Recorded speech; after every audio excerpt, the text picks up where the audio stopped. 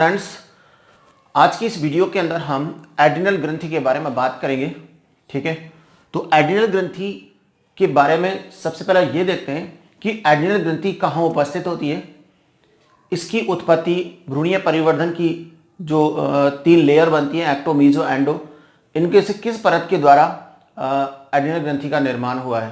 तो आप ये देखिए, सबसे पहले इसकी जो ओरिजिन है, उत्पत्ति है, ये एक्टो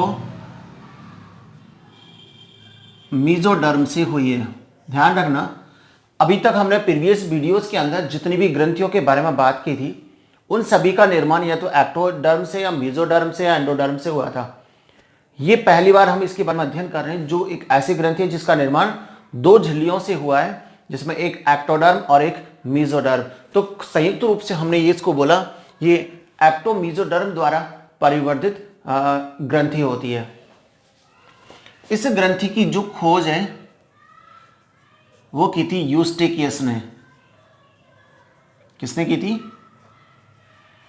यूस्टेकियस ने, जिसका इसने वर्णन भी किया था। ठीक है, ये जो हमारी किडनी होती है, किडनी के ऊपर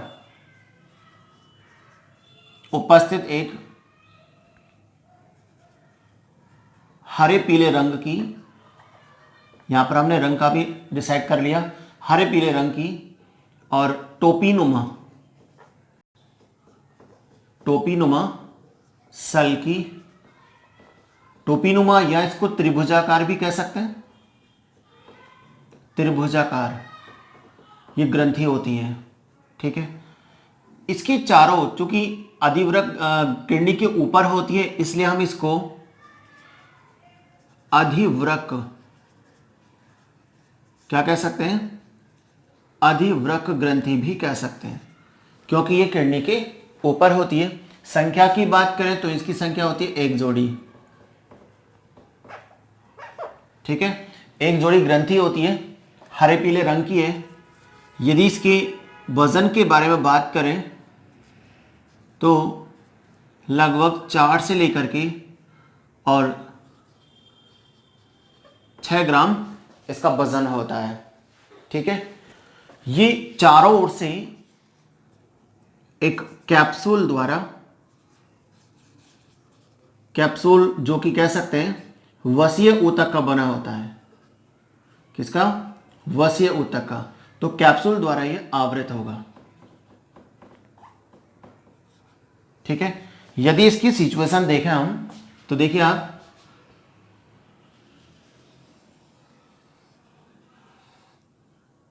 ये हमने किडनी की स्थिति दिखाई, रफली डायग्राम बनाया, ध्यान रखना। यहां पर ये एक ट्राइंगल शेप की जो स्ट्रक्चर है, जो कि टोपीनुमा है, ये अधिवृक्क ग्रंथि होती है। ठीक है, अधिवृक्क ग्रंथि है। इसके अंदर आप देखो, यदि इसको अपन देखें तो बाहर का आवरण और ये सेंटर पॉइंट, ये जो सेंटर पॉइंट है, इसका केंद्रीय भाग यानी आंतरिक भाग होता है, आंतरिक भाग, जिसे हम मेडुला कह सकते हैं। जबकि बाहर का जो भाग है, जो चारों ओर का आवरण है, इसे कैप्सूल, और जो मध्य का पूरा हिस्सा दिया हुआ है, जो सबसे ज्यादा भाग है यहां पर, इस भाग को हम कहते हैं कॉर्टेक्स, जो कि बाहर का भाग होता है और सबसे बड़ा भाग है। ठीक है, तो ये चारों ओर से वसीय ऊतक के बने एक आवरण के द्वारा घिरा हुआ रहता है, जिसे अपन बोलते हैं कैप्सूल। कैप्सूल के अंदर जो कैप्सूल के अंदर जो एड्रिनल ग्रंथि है, ये एड्रिनल ग्रंथि दो भागों में बटी होती है, जिसमें से बाहर का जो भाग है वो कहलाता है कॉर्टेक्स, जो सबसे बड़ा भाग होता है, और केंद्रीय जो भाग होता है वो कहलाता है मेडुला। ठीक है, तो अब यहां पर देखो, इसके भागों की बात यदि हम करें, ये एड्रिनल ग्रंथि जिसको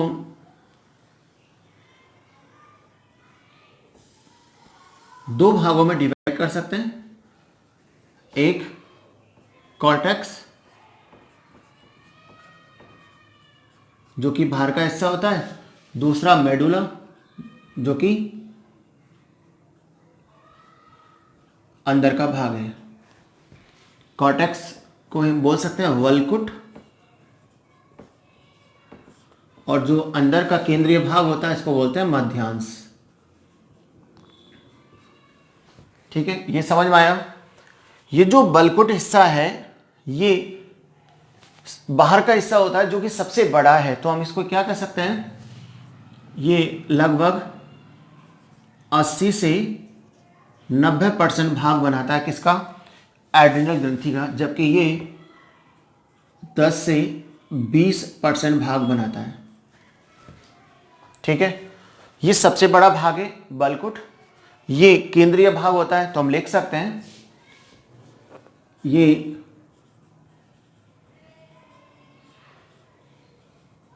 बाह्य भाग होता है।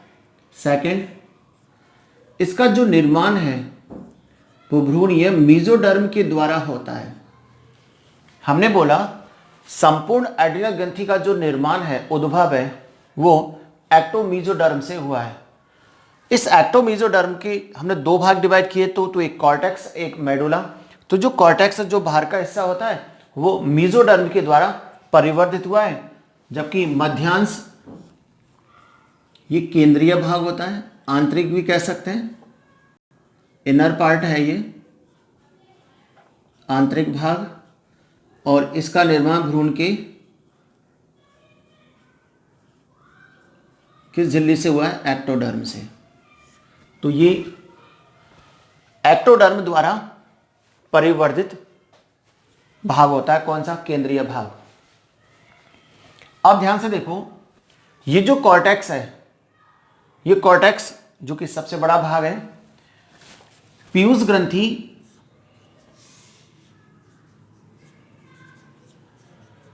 पीयूष ग्रंथि की जो अग्रपाली होती है, पीयूष ग्रंथि की अग्रपाली, इस अग्रपाली द्वारा एक हार्मोन का स्रावन होता है जिसे बोलते हैं ACTH। कौन सा हार्मोन, ACTH। ये जो ACTH हार्मोन होता है जिसका फुल फॉर्म है एड्रिनोकॉर्टिकोट्रोपिक हार्मोन। ये हार्मोन एड्रिनल ग्रंथि के इस कॉर्टेक्स भाग को प्रेरित करेगा, जिसके कारण ये विभिन्न प्रकार के हार्मोन्स का स्रावन करेगा। अतः इस ACTH के प्रेरण से ये इसको मोटिवेशन देगा, प्रेरण करेगा। इस प्रेरण से कॉर्टेक्स भाग के द्वारा कई प्रकार के हार्मोन स्रावित होते हैं। तो कई प्रकार मैंने बोला, इसका मतलब हुए बहुत सारे हार्मोन्स का स्रावन करेगा। तो हम ये कह सकते हैं इसके द्वारा स्टीरॉयड प्रकृति के, स्टीरॉयड इनका जो नेचर है वो स्टीरॉयड प्रकृति का होता है, तो स्टीरॉयड प्रकृति के हार्मोन्स का स्रावन करता है। स्टीरॉयड प्रकृति के हार्मोन्स का स्रावन होता है। इन हार्मोन्स को, मैंने बोला कई प्रकार के हार्मोन्स होते हैं, तो इनको सम्मिलित रूप से हम क्या बोल सकते हैं, इनको हम कह सकते हैं कॉर्टिन्स हार्मोन। कॉर्टिन्स कह सकते हैं, कॉर्टिको स्टीरॉयड भी कह सकते हैं। क्योंकि स्टीरॉयड प्रकृति के होते हैं इसलिए इसको क्या बोल सकते हैं, कॉर्टिको स्टीरॉयड या कॉर्टिको स्टेरॉन भी कह सकते हैं। ठीक है, तो क्यों कह सकते हैं, क्योंकि स्टीरॉयड प्रकृति है, वसीय प्रकृति, इनके अंदर क्या होता है, कोलेस्ट्रॉल होता है, ये शरीर को हानि पहुंचा सकते हैं। तो ये कोलेस्ट्रॉल और स्टीरॉयड प्रकृति के होते हैं, इसलिए हमने इसको बोला कॉर्टिको स्टीरॉयड, या बोल सकते हैं कॉर्टिन्स प्रकार के। ठीक है, या कॉर्टिकॉइड्स प्रकार के, एक नाम और लिख सकते हैं, कॉर्टिकॉइड्स हार्मोन कह सकते हैं। ये जो कॉर्टिन्स है ये कई प्रकार के हार्मोन्स का ग्रुप होता है। ठीक है, तो लेकिन जैसे कि लगभग 40 से 45 प्रकार के हार्मोन्स होते हैं, लेकिन इसमें से लगभग 7-8 प्रकार के हार्मोन ही एक्टिवेट होते हैं, जिनके बारे में हम यहाँ पर बात करेंगे। तो आप देखिए ये जो कॉर्टेक्स के द्वारा जितने भी हार्मोन स्रावित हुए, तो इन हार्मोन्स की यदि कमी होती है, एक चीज आप ध्यान रखो, एक साइंटिस्ट था जिसका नाम है, यहां लिख सकते हैं अपन, एक साइंटिस्ट था जिसका नाम है थॉमस एडिसन। Thomas Edison. इस एडिसन ने सबसे पहले यह बताया था कि यदि कॉर्टेक्स भाग की अल्प सक्रियता होती है, अल्प क्रियता होती है, तो इनकी कमी से जो भी हार्मोन जो एक्टिवेट है, लगभग 7 या 8 प्रकार के, इन हार्मोन्स की कमी होगी, और इन हार्मोन की कमी होने पर जो शरीर पर इफेक्ट पड़ते हैं, ठीक है, उनके बारे में इन्होंने समझाया था। और जो भी रोग होते हैं उन रोग को इन्होंने नाम दिया था एडिसन रोग। यह एडिसन रोग किनको कहा था कि जो कॉर्टेक्स, जो वल्कोट है, कॉर्टेक्स है, इस कॉर्टेक्स के द्वारा जितने भी हार्मोन सीक्रेट होते हैं, उन हार्मोन की यदि अल्प क्रियता होती है, अल्प मात्रा स्रावित होती है, तो शरीर को जो भी हानि होती है, उन हानि को सम्मिलित रूप से इन्होंने जो नाम दिया था वो कहा था एडिसन रोग। विशेषकर इसमें जो इलेक्ट्रोलाइट बैलेंस होता है ब्लड के अंदर, उसकी कमी और अधिकता का कारण जो रोग होता है उसको एडिसन रोग कहा था। इसलिए थॉमस एडिसन को हम क्या बोलते हैं? फादर ऑफ एंडोक्राइनोलॉजी, अंतःस्रावी विज्ञान का इनको क्या बोला था? जनक। किसको? थॉमस एडिसन को। अब आप ये देखिए, ये जो कॉर्टेक्स है, इस कॉर्टेक्स में जितने भी हार्मोन्स हैं, उन हार्मोन्स का स्रावन करने वाली कौन कौन सी कोशिकाएं यहां पर पाई जाती हैं? तो अपन देख सकते हैं यहां पर कि ये जो कॉर्टेक्स है, इसमें 3 प्रकार की वसीय प्रकृति की सेल्स होती हैं। कितने प्रकार की? 3 प्रकार। तो मैं लिखा यहां पर, जितनी भी कोशिकाओं के समूह होते हैं वो कैसे होते हैं? वसीय प्रकृति के होते हैं। तो यहां पर वसीय प्रकृति की जो कोशिकाओं के समूह होते हैं वो यहां पाए जाते हैं, जिनके द्वारा इन हार्मोन्स का स्रावन होता है, जिन्हें हमने कॉर्टिकोइड्स या कॉर्टिकोस्टेरॉइड नाम दिया है। तो ये कौन कौन सी कोशिका, आप यहां से देखिए, सबसे पहला आता है जोना ग्लोमेरुलोसा, ठीक है। सेकंड जोना फैसिकुलेटा, और थर्ड है जोना रेटिकुलरिस। ये 3 प्रकार की वसीय प्रकृति के यहां पर कोशिकाओं के समूह होते हैं, जिनके द्वारा इन कॉर्टेक्स प्रकार के जितने भी हार्मोन्स हैं उनका सेक्रेशन होता है। तो जोना ग्लोमेरुलोसा ये सबसे बाहर की होती है, तो हम इसको आउटर कह सकते हैं। वल्कोट की सबसे बाहर, ये मिडिल पार्ट में होती है, और ये इनर पार्ट में होती है। किसकी? कॉर्टेक्स भाग की। तो कॉर्टेक्स की सबसे बाहर ग्लोमेरुलोसा, जिसको हिंदी में कह सकते हैं गुच्छकीय क्षेत्र, फैसिकुलेटा जिसे पुल्लिकीय क्षेत्र, और ये जालीगवा क्षेत्र होता है जो कि सबसे अंदर की ओर होता है। ग्लोमेरुलोसा की बात करें तो इसके द्वारा जो हार्मोन स्रावित होता है उसका नाम है मिनरेलो कॉर्टिकॉइड्स। कौन सा? मिनरेलो कॉर्टिकॉइड्स। मिनरेलो कॉर्टिकॉइड, जैसे कि नाम से स्पष्ट है, यहां पर लिखा मिनरल, अर्थात ये बॉडी के अंदर इलेक्ट्रोलाइट या ब्लड के अंदर इलेक्ट्रोलाइट को बैलेंस करता है। Na+, Cl-, K+, ठीक है, इनको बैलेंस करने का काम करता है। इसलिए इसका एक नाम लिख सकते हैं हम, जीवन रक्षक हार्मोन। किसको? मिनरेलोकॉर्टिकॉइड्स को हम जीवन रक्षक हार्मोन के नाम से भी जानते हैं, ठीक है, सेव लाइफ हार्मोन है, ठीक। तो मिनरेलोकॉर्टिकॉइड्स के अंदर भी यदि हम देखें तो इसके अंदर जो मुख्य रूप से आता है वो है एल्डोस्टेरोन। एल्डोस्टेरोन ये इसके अंदर मुख्य हार्मोन है, जिसके बारे में हम बात यहां पर करेंगे, ठीक है। अब आता है जोना फैसिकुलेटा। ये जो मिडिल पार्ट होता है कॉर्टेक्स का, इसके द्वारा जो हार्मोन स्रावित होता है वो है ग्लूकोकॉर्टिकॉइड्स,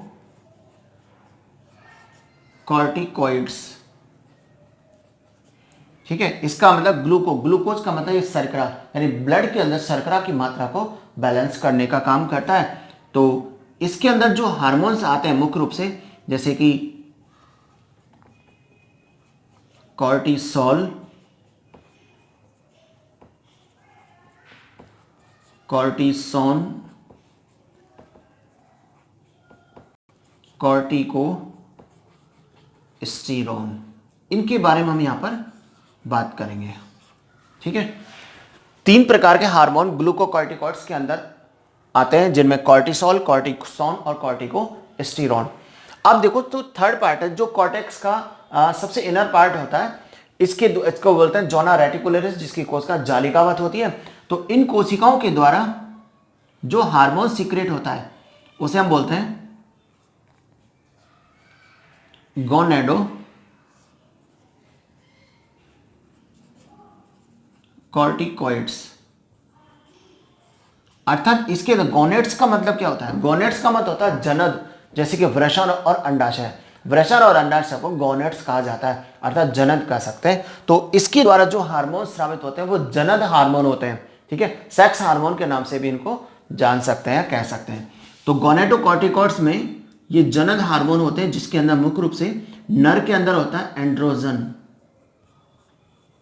एंड्रोजन ये किसके अंदर होता है? मेल के अंदर। सेकंड, इसके अंदर एस्ट्रोजन और प्रोजेस्टेरोन, ये जो दोनों हार्मोन की हम यहां बात करेंगे ये होते हैं फीमेल के अंदर। अर्थात ये नर और मादा में जो वृषण और अंडाशय के द्वारा जितने भी हार्मोन सीक्रेट होते हैं उनको ये प्रेरित करता है, गोनेडोकॉर्टिकॉइड्स है। तो हम कहते हैं कि मुख्य रूप से तो वृषण और अंडाशय, लेकिन यहां सूक्ष्म मात्रा में इनका भी सिक्रेशन होता है, जिनके बारे में हम नेक्स्ट वीडियो के अंदर इनके सबके बारे में फंक्शन बात करेंगे। हमने कहा था कॉर्टेक्स भाग के द्वारा स्टेरॉइड प्रकृति के कई सारे हार्मोन का स्रावन होता है, लेकिन उनमें से 7 से 8 प्रकार के जो हार्मोन होते हैं वो एक्टिवेट होते हैं। आप यहां पर काउंटिंग कर सकते हो, aldosterone, cortisol, cortisone, corticosterone 4, 5, 6 and 7। तो ये 7 प्रकार के जो कॉर्टिकॉइड्स हार्मोन है वो एक्टिवेट होता है। ठीक है, इन सभी हार्मोन्स के बारे में हम सेकंड वीडियो के अंदर, यानी कि एड्रिनल ग्रंथि के पार्ट सेकंड में बात करेंगे। अब आता है यहां पर मेडुला। तो ये जो मेडुला पार्ट है, जो कि एड्रिनल ग्रंथि का केंद्रीय भाग होता है, छोटा सा भाग होता है, ये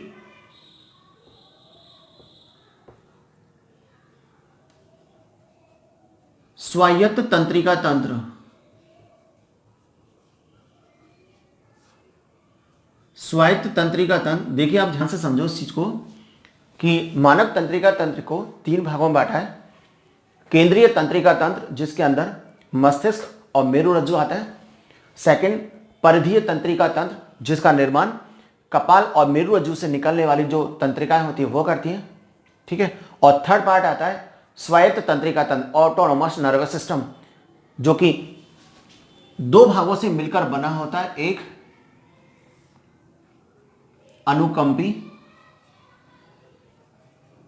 और दूसरा है परानुकंपी। तो अनुकंपी तंत्रिका तंत्र और परानुकंपी तंत्रिका तंत्र दोनों स्वायत्त तंत्रिका तंत्र का निर्माण करते हैं। तो इसमें से जो अनुकंपी तंत्रिका तंत्र है वो इसको प्रेरित करेगा, किसको?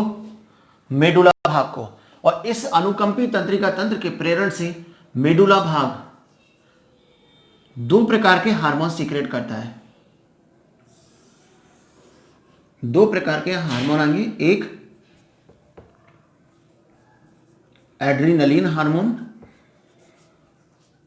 जिसे हम एपिनेफ्रिन हार्मोन भी कह सकते हैं।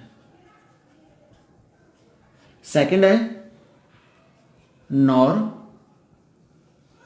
एड्रिनलिन हार्मोन, या इसे हम नॉर एपिनेफ्रिन हार्मोन भी कह सकते हैं। ठीक है, इन हार्मोन्स का स्रावन यहां पर होता है। किसके प्रेरण से करेगा? ये स्वायत्त तंत्रिका तंत्र का जो पार्ट है, जिसे अनुकंपी तंत्रिका तंत्र कहते हैं, उसके प्रेरण से मेडुला भाग इन 2 प्रकार के हार्मोन्स का स्रावन करता है। ठीक है, तो अब इसके बाद हम जितने भी ये हार्मोन्स हैं, इन हार्मोन्स के बारे में, इनकी कार्य और इनकी कमी और अधिकता के कारण जो भी रोग होते हैं उसे हम एड्रिनल ग्रंथि के पार्ट सेकंड के अंदर बात करेंगे। तो ये जो एड्रिनल ग्रंथि का हमने बनाया ये पार्ट फर्स्ट है। ये हम इसलिए बता क्योंकि इसकी जो वीडियो काफ़ी लंबी हो जाएगी, इसलिए हमने इसको पार्ट फर्स्ट बोला। पार्ट सेकंड के अंदर जितने भी हार्मोन्स हैं, इन हार्मोन्स के बारे में हम यहाँ पर बात करेंगे। तो आप समझने के लिए आसानी से उस वीडियोस को देख सकते हैं। ठीक है, आपको समझ में आता है, अच्छा लगता है तो आप मेरी इस वीडियोस को आसानी से सब्सक्राइब, शेयर और लाइक भी कर सकते हो। ओके स्टूडेंट्स, आप चाहें तो इसका स्क्रीनशॉट भी ले लीजिए।